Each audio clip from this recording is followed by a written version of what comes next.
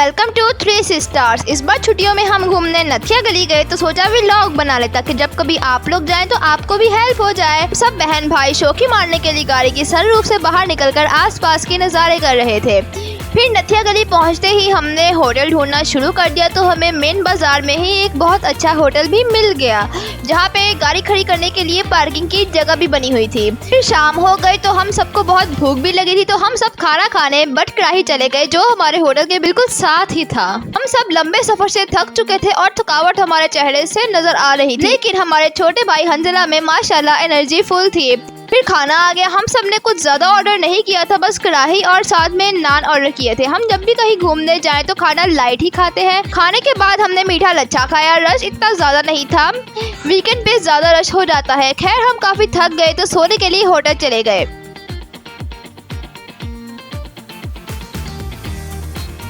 अगली सुबह तैयार शेयर होकर हमने 4x4 की वैन बुक करवाई और जुल्फी वाटरफॉल को देखने चल पड़े। आप भी जब जाएं तो 2 या 3 वैन वालों से रेट पूछकर ही बुक करवाएं। रेट तो सबके सेम ही होते हैं और सबसे बेहतर यही रहेगा कि कहीं भी जाएं तो अपनी गाड़ी पर ना जाएं।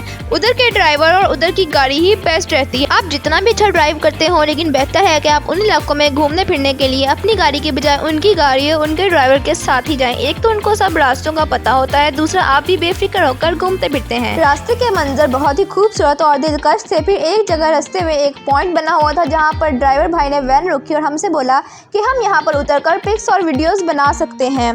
पहाड़ों के बीच में खूबसूरत वादियाँ और उड़ते बादल इतना दिलकश मंजर पेश कर रहे थे कि शायद ही कैमरे की आंख वो खूबसूरती कैप्चर कर सकती जो हमने देखी। फिर हमने वहाँ पर रुककर ढेरों पिक्स और वीडियोस बनाए और कुछ टाइम वादियों के दरमियान स्पेंड किया।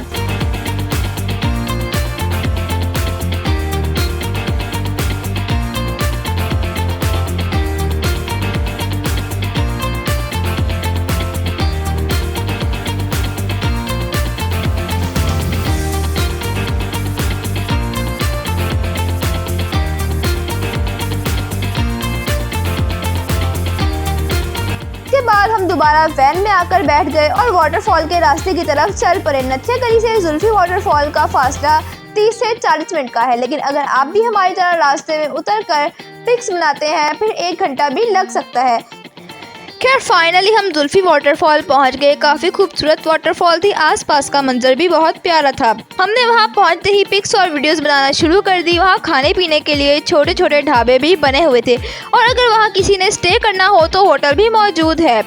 हंजला तो माशाल्लाह इस खुली जगह पर बहुत इंजॉय कर रहा था। फिर वहाँ उसे एक मुर्गी नज़र आती है और बस फिर वो उसके पीछे पीछे चल पड़ता है और उसको पकड़ने की कोशिश करने लगा। वैसे इस वाटरफॉल के बारे में ये भी कहा जाता है कि ये आबशार आर्टिफिशियल बनाई गई है। हम भी यहाँ पिछले साल जब आए थे तो इस आबशार का पानी काफ़ी ऊंचाई से गिर रहा था, लेकिन अब थोड़ी चेंजिंग कर दी गई है जिससे इसका आर्टिफिशियल होना कंफर्म होता है।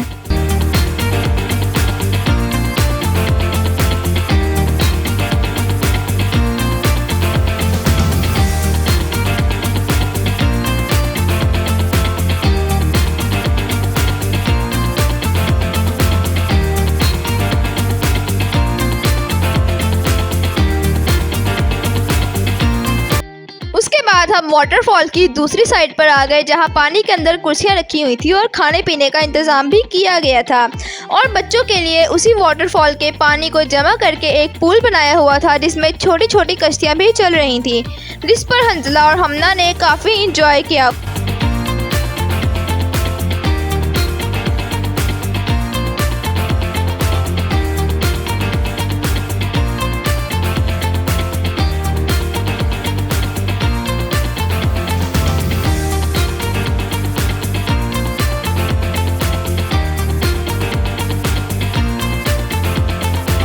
उसी पूल के साइड पे ऊपर करके एक रूम नमाज के लिए भी बनाया गया था जहां आप आसानी से नमाज पढ़ सकते हैं।